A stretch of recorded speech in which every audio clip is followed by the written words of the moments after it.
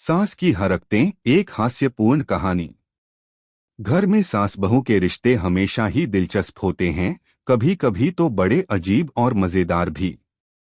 यह कहानी एक ऐसी सास और बहू के बारे में है जिनकी हरकतें हंसी के साथ साथ थोड़ी सी चिंता का कारण भी बन जाती हैं। लेकिन सबसे खास बात यह है कि इनकी यह झड़पें हमेशा प्यार और समझदारी पर खत्म होती हैं। अगर आप अपनी माँ से प्यार करते हो और उनको हमेशा खुश देखना चाहते हो तो चैनल को सब्सक्राइब करो, लाइक करो, हर हर महादेव कमेंट करो। बहुत ही जल्द आपको खुशखबरी मिलेगी। प्लीज वीडियो को लास्ट तक जरूर देखें। अब आगे सुने। प्रस्तावना। कहानी की मुख्य पात्र हैं ब्रिजेश्वरी देवी और उनकी बहू पूजा। ब्रिजेश्वरी देवी का नाम सुनते ही घर के सभी लोग थोड़े डरे से हो जाते थे। एक तो उनका रूप और दूसरा उनका लहजा, जिससे लोग कभी भी सही से बात नहीं कर पाते थे। उनकी हरकतें भी हमेशा कुछ खास होती थीं। पूजा, जो एक साधारण और प्यारी लड़की थी, शादी के बाद सास के घर में आकर बस गई थी। शुरुआत में सास के बारे में तरह तरह की बातें सुनकर पूजा थोड़ी घबराई हुई थी, लेकिन जैसे जैसे दिन गुजरते गए उसे सास की अजीब हरकतों का पता चलता गया। पहली अजीब हरकत। एक दिन पूजा रसोई में सुबह सुबह चाय बना रही थी। ब्रिजेश्वरी देवी बर्तन धोते हुए आए और कहने लगी, प्यारी बहू, ध्यान रखना, चाय में चीनी आधी चम्मच से ज्यादा मत डालना, नहीं तो मुझे शुगर हो जाएगा। पूजा ने मुस्कुराते हुए कहा, जी मां जी, ध्यान रखूंगी। कुछ ही देर बाद ब्रिजेश्वरी देवी ने अपने गिलास में चाय डाली और बिना कुछ कहे गिलास को उल्टा कर दिया। पूजा ने चौंकते हुए पूछा, क्या हुआ मां जी? चाय क्यों उलट दी? ब्रिजेश्वरी देवी मुस्कुराते हुए बोली, अरे बहू, अब क्या बताऊं, मुझे तो चाय नहीं बल्कि कड़क बर्फी चाहिए थी, लेकिन तुम्हारी चाय तो आधी मीठी है।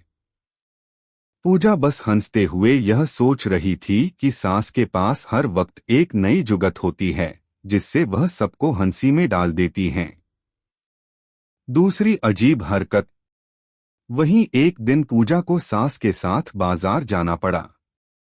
बाजार में ब्रिजेश्वरी देवी ने यह ऐलान कर दिया कि उन्हें हर एक दुकान से एक एक सामान लेना है। पूजा ने कहा, मां जी, आपने जो लिस्ट दी है वही सामान हम बाजार में लेंगे, पर ब्रिजेश्वरी देवी ने इसे नकारते हुए कहा, नहीं बहू, लिस्ट पर भरोसा नहीं करते। हर दुकान में जाकर नया नया सामान देखना चाहिए। कौन जानता है, हो सकता है कि कोई खास चीज मिल जाए। पूजा चौंकी, मां जी, आप फिर से वही करेंगी? ब्रिजेश्वरी देवी ने मुस्कुराते हुए कहा, अरे बहू, तुम समझ नहीं पा रही हो, मैं सिर्फ खरीदारी करने नहीं बल्कि शॉपिंग का मजा लेने जा रही हूँ। अचानक ब्रिजेश्वरी देवी ने एक दुकान से 10 कप चाय के कप खरीद लिए, जबकि घर में पहले से ही 20 कप थे। पूजा हैरान हो गई, मां जी, हम इनका क्या करेंगे?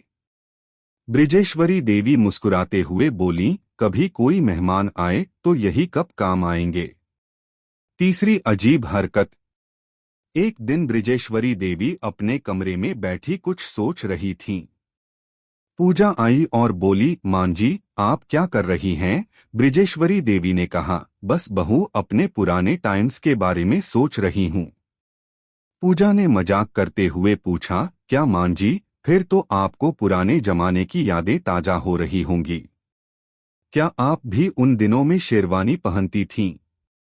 ब्रिजेश्वरी देवी हंसते हुए बोली, अरे बहू, वो क्या शेरवानी, मैं तो कचोरी के टोकरे में सो जाती थी। अब तुम समझी कि मैं कितनी कूल थी। पूजा फिर से हंसी रोक नहीं पाई। कहानी का अंत। इस तरह की बहुत सारी मजेदार घटनाएं होती रहतीं, लेकिन इन घटनाओं से एक बात जरूर सीखी जाती थी, प्यार और हंसी के साथ कोई भी समस्या हल हो सकती है।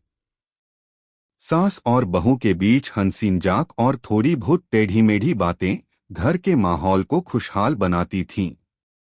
सास की हरकतें भले ही कभी कभी पूजा को चौंकाती थीं, लेकिन अब वह इन्हें एक बड़ी सीख की तरह लेती थी।